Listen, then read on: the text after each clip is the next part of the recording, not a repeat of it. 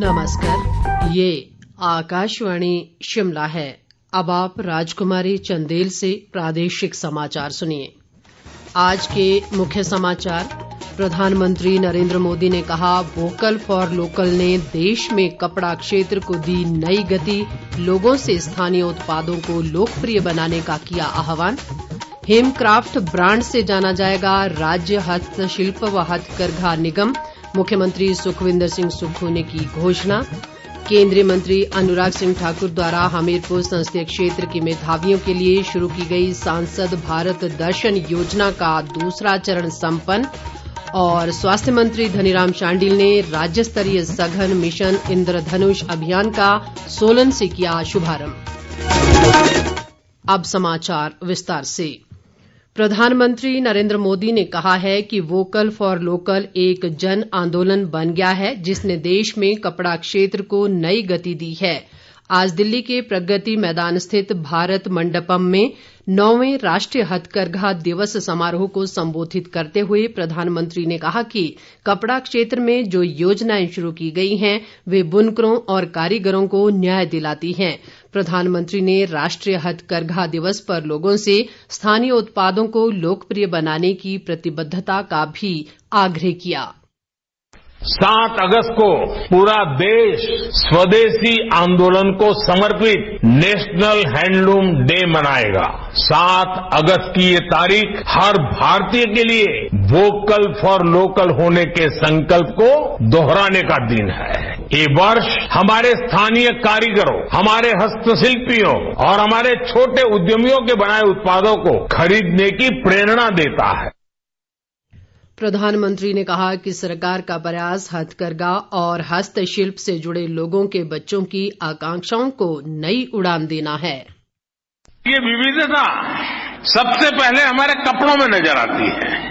देखते ही पता चलता है कुछ नया है, कुछ अलग है। देश के दूर सुदूर क्षेत्रों में रहने वाले हमारे आदिवासी भाई बहन से लेकर बर्फ से ढके पहाड़ों तक वो लोग, तो दूसरी तरफ समुद्री तट से जिंदगी गुजारने वाले लोग, वहां से लेकर के मरुस्थल तक और भारत के मैदानों तक परिधानों का एक खूबसूरत इंद्रधनुष हमारे पास है।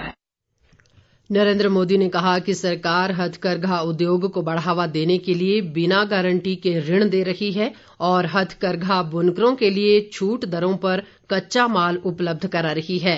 कार्यक्रम के दौरान प्रधानमंत्री ने कपड़ा और शिल्प के एक भंडार भारतीय वस्त्र व शिल्प कोष ई पोर्टल का शुभारंभ भी किया।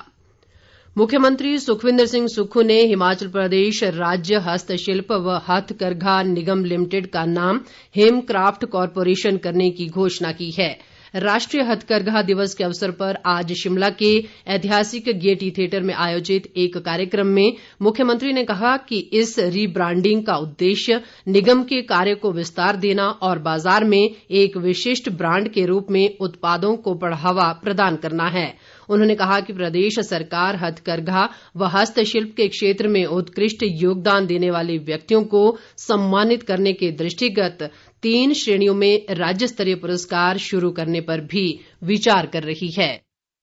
इस कॉर्पोरेशन का भी हम नाम बदलकर हेमक्राफ्ट कॉर्पोरेशन बदल करने जा रहे हैं। और जो हमारे हथकरघा उद्योग से जुड़े लोग हैं, जो अपनी संस्कृति को बचा कर रखे हुए लोग हैं, उस मामले में मेरी अभी उद्योग मंत्री जी से साथ में बैठकर चर्चा हुई।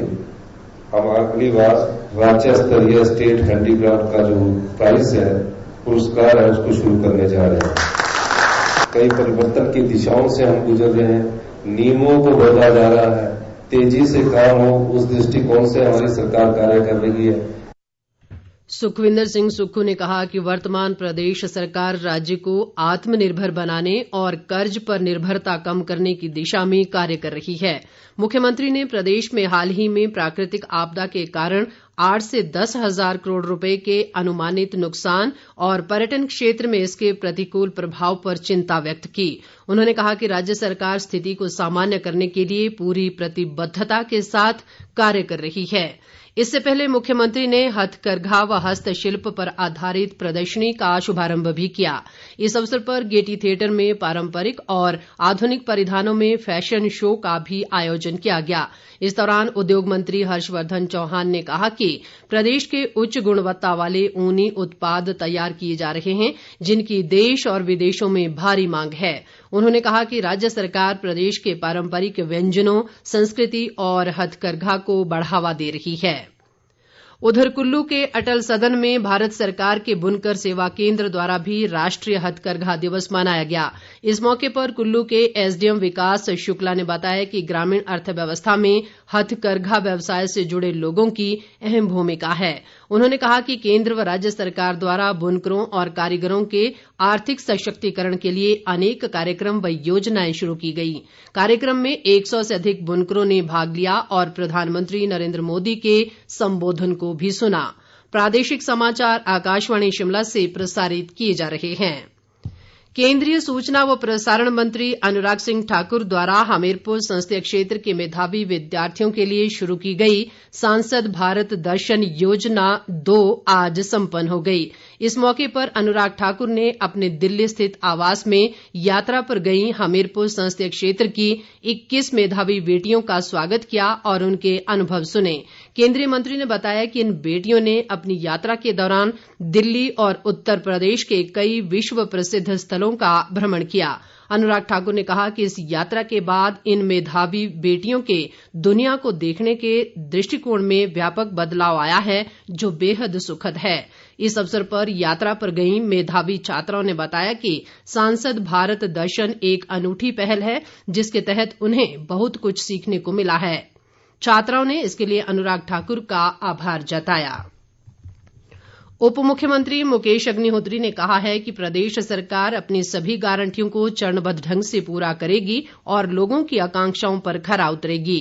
उन्होंने भाजपा पर कटाक्ष करते हुए कहा कि प्रदेश में कांग्रेस सरकार जनहित के लिए कार्य कर रही है, जिसे विपक्षी नेता सहन नहीं कर पा रहे हैं।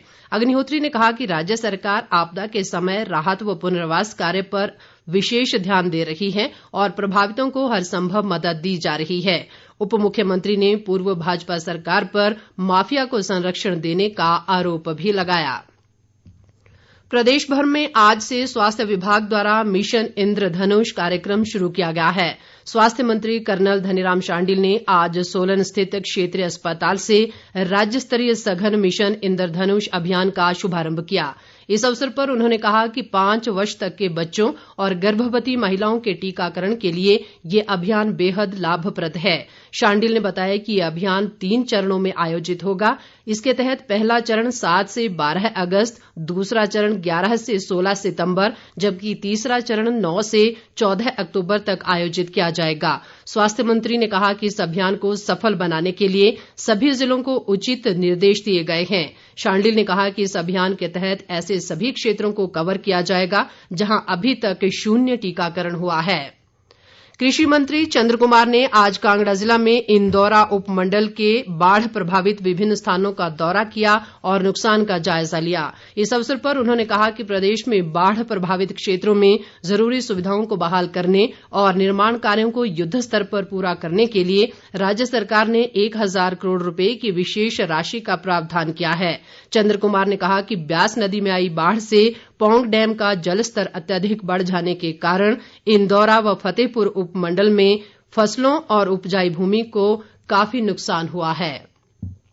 लोक निर्माण मंत्री विक्रमादित्य सिंह ने आज शिमला जिले के रोहडू विधानसभा क्षेत्र में विभिन्न स्थानों पर भारी वर्षा से हुए नुकसान का जायजा लिया।